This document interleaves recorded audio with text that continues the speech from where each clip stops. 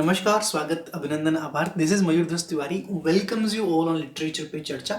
और अभी जो ये लास्ट वीडियो है रेस्टोरेशन एज के, in this video I will be discussing some most important literature which you have to keep in mind if you are reading this age in a very simple and crisp way. ठीक है जी। Literature बड़ा ही interesting हुआ इस as के अंदर। बहुत सारी चीज़ें मैंने आपको बताने की कोशिश की और बहुत सारी चीज़ें जो इंपॉर्टेंट थी वो आपको इससे पहले की दो वीडियोस जो पॉलिटिकल एंड हिस्टोरिकल सिचुएशन का पहला वीडियो था, सेकंड वीडियो जिसमें मोस्ट इंपॉर्टेंट इंसिडेंट्स या कैरेक्टरिस्टिक्स की मैंने इस एज की बात की थी। Now in this video I will cover the literature of this age and सबसे पहले हम शुरुआत करेंगे पोएट्री के साथ। देखिए, पोएट्री यहाँ पे बहुत कम लिखी गई। ठीक है, सबसे ज्यादा जो चीजें लिखी गई वो प्रोज थी एंड ड्रामा था। ठीक है, so let's talk about poetry. सबसे पहले ड्राइडन, जॉन ड्राइडन की पूरी एज एक तरीके से हम देखते हैं, उनके कुछ वर्क्स पे निगाह डालते हैं। इससे आपको इनके जो पर्सनल एक पर्सनालिटी है उसको जानने के बारे में भी आपको सहूलियत होगी। पहला वर्क देखते हैं, on the death of Cromwell, मतलब क्रोमवेल की डेथ को मॉर्न करने के लिए एक उन्होंने वर्क लिखा 1659। नेक्स्ट आप देखिए Astria Redux. Astria Redux is a work about the restoration of monarchy. ठीक है, कि मोनार्की जब वापस आती है तो उसके किंग चार्ल्स सेकंड के लिए उन्होंने वर्क लिखा एस्ट्रिया रिडक्स। तो आपको क्या दिख रही है यहाँ पे? एक विरोधाभास दिख रहा है, एक हिपोक्रेसी दिख रही है कि भाई जब ये पावरफुल था, जब इसके साथ लोग थे, सेंटिमेंट्स थे, तो इसके लिए पोएम लिखी, फिर इसके लिए पोएम लिखी। तो कुल मिला के ड्राइडन वाज ए मोकाटेरियन। ठीक है, बहुत तगड़े मोकाटेरियन थे। तो फिर इनके लिए पोएम लिखी, फिर इनको पोएट लोरेट भी बनाया गया क्योंकि इन्होंने अपने किंग के लिए पोएम लिखी। ठीक है, उसके बाद एनएस मिराबिल्स, ये भी एक तगड़ी पोएम है, उन्होंने लिखी Absalom and Achitophel. If you are preparing for NTA UGC NET and you are not reading this poem by text, तो ये बहुत बड़ी गलती कर रहे हैं, क्योंकि ये कमाल का सटायर है और बहुत अच्छा सटायर है। और आपके लिए खुशखबरी ये है कि मैं इस पोएम को आपको इजी बोर्ड पे अच्छे तरीके से लाइन बाय लाइन समझाऊंगा, क्योंकि ये एक ऐसी इंपॉर्टेंट पोएम है जो हर एक इंडिया के या ऑल ओवर द वर्ल्ड जितनी भी यूनिवर्सिटीज हैं उनके कोर्स के अंदर जरूर होती है, क्योंकि it gives you the glimpse of that times historical and political situation and also it is one of the best satires written in English language. इसीलिए ये पोएम हमें लाइन बाय लाइन पढ़ना बड़े इंपॉर्टेंट है और वो हम जल्दी ही करने वाले हैं। उसके बाद सैमुअल बटलर 1612 से 1680 तक ये हमारी जिंदगी में रहते हैं। इनके सबसे बड़ा जो एक कंट्रीब्यूशन है लिटरेचर वो है हुडिब्रास, अ सटायर ऑन प्यूरिटन्स। देखो हिम्मत, देखो आदमी की। ठीक है, कि इस इन्हीं की एज में एक सटायर किया। सटायर किस पे किया? उनके मैनर्स पे। ठीक है, उनके जो वर्शिप करने के तरीके हैं या उनके लाइफ के जो मैनर्स हैं उसके बारे में उन्होंने बात की। 1663, 1664, 1678 तीन पार्ट आए। बहुत ही कमाल का वर्क था, लेकिन बहुत ज्यादा बड़ा था, इसलिए उसको इतनी ज्यादा पॉपुलैरिटी यहाँ पे नहीं मिल पाई।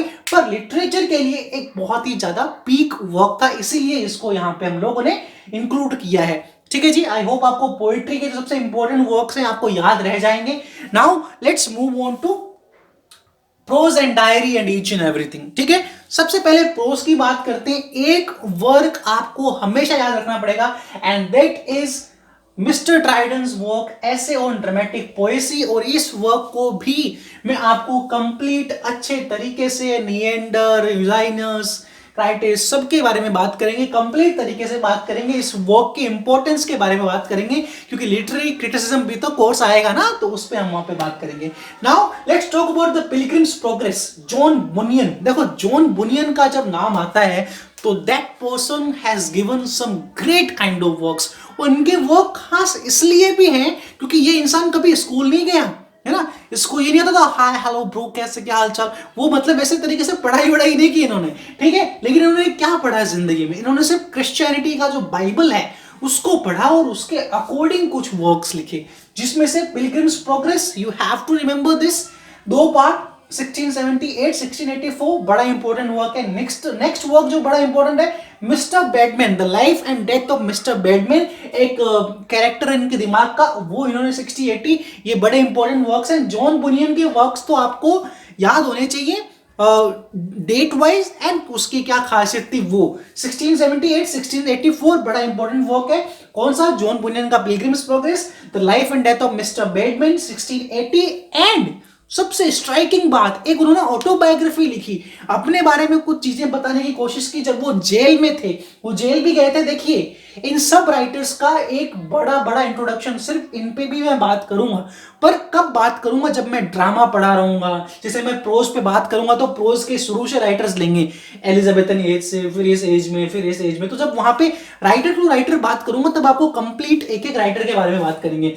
जॉन बुनियन की हमने बात की, grace abounding is the most important work because it is a autobiography by himself. तो ये बड़ा इंपॉर्टेंट वर्क है, grace abounding to the chief of sinners. ठीक है, ये ध्यान रखना, द चीफ ऑफ सिनर्स की जो बात है ना, ये पूरा का पूरा जो टाइटल है, कई बार एग्जाम के अंदर पूछ सकते हैं, पीजीटी में या फिर आपके नेट के एग्जाम में, या फिर कोई भी महाराष्ट्र सेट में पूछ चुके हैं ये पहले भी, और बहुत सारे एग्जाम्स में पूछ चुके हैं। तो ये पूरा नाम याद रखने की जरूरत आपको पड़ेगी। नाउ डायरिस्ट की बात करते हैं, जो हुए जॉन एवलिन एंड सैमुअल पीपेस। इन्होंने बड़ा इंपॉर्टेंट काम किया। डायरी इसका मतलब क्या हुआ, जैसे हम लोग बचपन में सुनते थे, सभी लोग कहते थे डायरी लिखा करो, डायरी लिखा करो, डायरी लिखा करो, लेकिन ना मैंने सुना ना आपने सुना, पर इन्होंने सुना। इन्होंने क्या किया, जॉन एवलिन और सैमुअल पीपेस ने लंदन की लाइफ के बारे में एक डायरी, इसके अंदर उन्होंने डे बाय डे की सिचुएशंस जो वहां पे हो रहा है उन सबको लिखने की कोशिश की, और इनके बारे में भी हम डिटेल में बाद में बात करेंगे। But you have to keep in mind कि दो डायरिस्ट हुए थे, John Evelyn and Samuel Pepys. Now newspapers क्यों इंपॉर्टेंट है, क्योंकि मैंने आपको बताया था विग एंड टोरी दो पार्टियां आ चुकी है, इन दोनों पार्टियों का आपस में मामला चलता रहता है, इसीलिए इन दोनों पार्टियों के दो न्यूज़पेपर्स भी हैं। पहला कौन सा है, फ्लाइंग पोस्ट, विग्स का है, 1695 में स्टार्ट हुआ, 1731 में बंद हो गया। नेक्स्ट है पोस्ट बॉय, क्योंकि ये इनका जिक्र आने वाला है आगे आने वाली एजेस में। ठीक है, टोरी लोगों की है ये, 1695 में ये भी स्टार्ट हुई, लेकिन 1736 तक ये चली। ठीक है, तो यहां पे तो हो गया प्रोज वर्क। ठीक है, ये अलग से बात होगी। Now let's talk about the most important and the mostly produced works in this age is drama. ठीक है, बेन जॉनसन ड्रामा, क्योंकि थिएटर बंद हो गए थे तो कोई दिक्कत नहीं थी। 1660 में बेन जॉनसन सबसे लास्ट जो प्रोमिनेंट राइटर थे, वही सबसे इंपॉर्टेंट राइटर थे। उसके बाद 1660 में क्या होता है, 1660 में थिएटर खुलते हैं, फिर दो वर्क लिखते हैं जॉन ड्राइडन।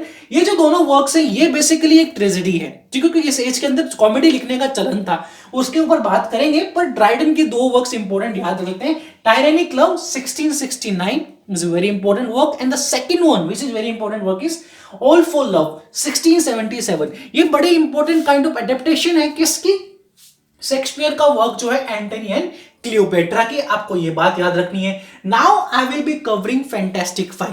देखो फैंटास्टिक फाइव कौन है, ये पांच ऐसे राइटर हैं जिन्होंने कॉमेडी लिखी। कॉमेडी कौन सी, comedy of manners. Comedy of manners का मतलब जिसके अंदर सेक्सुअलिटी है, वल्गैरिटी है, विमेंस को as a sex object treat किया गया है। ठीक है, और सबसे इंपॉर्टेंट चीज, इनको कोई मतलब नहीं है क्या चल रहा है क्या नहीं चल रहा, अपनी कहानियां लिखनी है बस। एक जो भी विमेन्स हैं उनको एज ए ऑब्जेक्ट अपनी कहानियों के अंदर दिखाना है। ठीक है, और उस तरह की चीजें वहां पे पसंद भी आती थी लोगों को।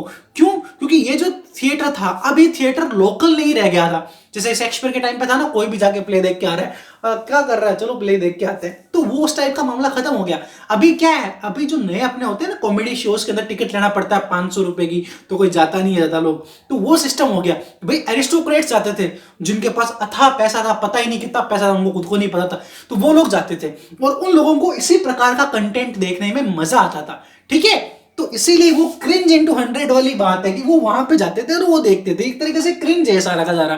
ठीक है, फैंटास्टिक फाइव की बात करते हैं, जॉर्ज इथरिच, इनके दो वर्क्स आपको हमेशा इसके अंदर याद रखना है। पहला है she would if she could, second है the man of the mode. ये दोनों वर्क बड़े इंपॉर्टेंटली याद रखने, बात करूंगा इनके बारे में, अलग से बात करूंगा, पर अभी आपको सिर्फ एक माइंड में रखना है कि भाई ये कौन सी एज का वर्क है, तो आपको याद रहे। She would if she could, George Etherege. Now let's William Congreve. William Congreve के दो वर्क्स हैं, the old bachelor and the way of the world. ये बड़ा इंपॉर्टेंट वर्क है, the way of the world, इसके बारे में बात करेंगे, क्वेश्चन भी आता है इससे हमेशा। Next William Wycherley. William Wycherley a country wife and a plain dealer. देखो ये कंट्री वाइफ जो वर्क है ना, ये कंट्री वाइफ जो वर्क है ये बड़ा पूछा जाता है। ठीक है, कि किसने लिखा, क्या नहीं लिखा, क्या है, और ये शायद लास्ट पेपर में या उससे लास्ट पेपर में इससे क्वेश्चन आया हुआ है, इससे और इससे क्वेश्चन आया हुआ है। Next John Vanbrugh provoked wife, ये डायरेक्ट क्वेश्चन आता है इससे। कई बार दे देंगे भाई प्रोवोक्ड वाइफ किसने लिखा, ये 500 दे देंगे, 500 के वर्क्स दे देंगे, अब इनके विवाह कराओ आप, मतलब मेल मिलाप कराओ, ठीक है, उसके बारे में बात करेंगे। तो प्रोवोक्ड वाइफ किसने लिखा, जॉन वेनबर्ग एंड जॉर्ज फैकुआ, इनका एक वर्क है द रिक्रूटिंग ऑफिसर। ये सारे के सारे अपने 5 बंदे हो गए।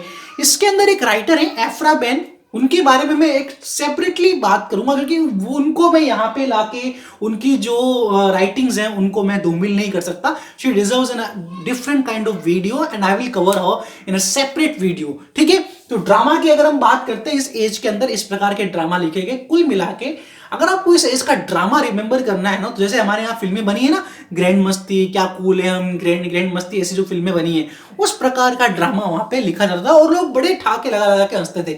But they don't have their brains कि वो क्या वहां पे देख रहे हैं, बस उनको वो रिडिक्यूल होते देखना था औरतों को। This type of drama was written out there. Dryden ने बस कुछ ट्रेजेडी लिखने की कोशिश की, लेकिन उसको इतना अच्छा नहीं माना गया, पॉपुलैरिटी इनको ही मिली। सो आई थिंक आपको पूरा का पूरा जो लिटरेचर है, थोड़ी बहुत बातें, थोड़े बहुत वर्क्स आपको याद होंगे इस वीडियो के through. And one thing which I want to say, कि जो भी मैं आपको पढ़ा रहा हूं या जो भी आपको यहां पे दिख रहा है, it will come to you directly at a place, एक बहुत ही कमाल की जगह पे आपको मैं ये वर्क सारे बताऊंगा, दूंगा इन नोट्स वे, और वो है मेरा group, Telegram group literature with MDT. वहां पे आइए, उसको ज्वाइन कीजिए। आपको जैसे ही ये वीडियो अपलोड होगी, उसी दिन या एक दिन के अंदर आपको वहां पे पूरे के पूरे इस एज के नोट्स हैंड रिटन मिल जाएंगे जी, ठीक है। और सबसे इंपॉर्टेंट बात क्या होगी कि उससे आपको फायदा होगा, बहुत अच्छे तरीके से उसको पढ़ सकते हैं। तो अगर आपको ये वीडियो पसंद आई है, अगर आपको रेस्टोरेशन एज इन 3 वीडियो से एक अच्छे तरीके से क्लियर हुई हो, तो मुझे जरूर बताइएगा कमेंट्स के अंदर, जहां जहां बता सकते हैं, ग्रुप के अंदर ज्वाइन करके कैसा लगा, क्या लगा, जो भी बातें हैं, ठीक है। तब तक के लिए नेक्स्ट वीडियो में नेक्स्ट एज के साथ नमस्कार, स्वागत, बाय बाय।